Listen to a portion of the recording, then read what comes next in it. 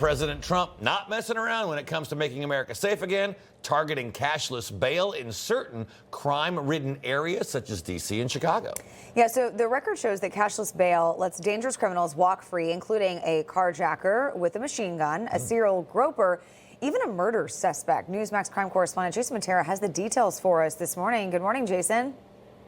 Good morning, Mark and Charlotte. So yeah, the president's latest executive order has a very simple message when it comes to cashless bail, and that is stop letting criminals walk free. Chicago's counter message? Well, it's a card we're all familiar with.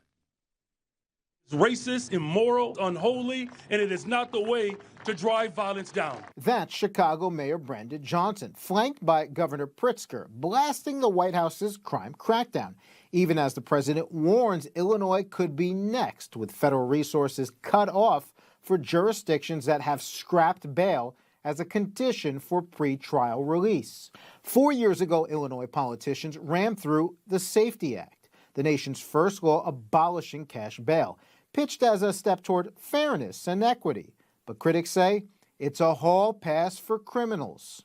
Meet 23-year-old Donnell Melvin, arrested July 31st for unlawful possession of a firearm after police say he ditched a gun near a daycare. No bail.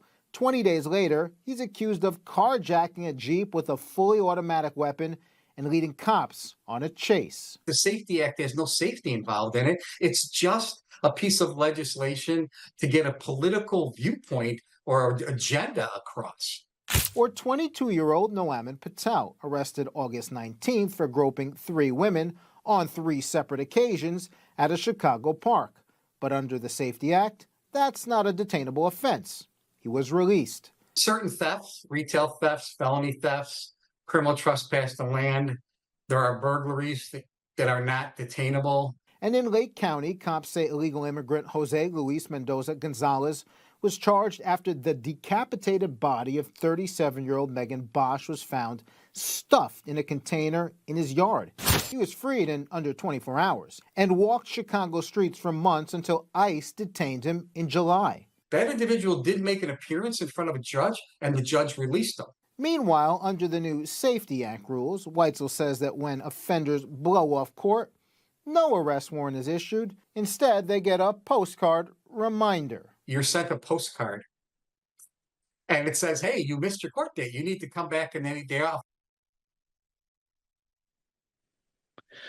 Retired Police Chief Tom Weitzel also tells us you can get up to 3 of these postcard reminders about skipping court before they will finally issue a warrant for your arrest in the state of Illinois. He also takes aim at Pritzker and Brandon Johnson with their claims that violent crime is substantially down in Chicago. He says it's sleight of hand.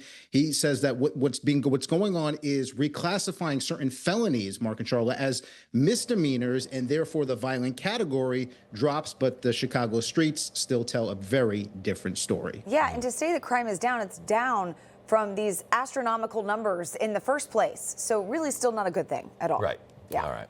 All right, Jason, thank you much. Information. Truth is freedom.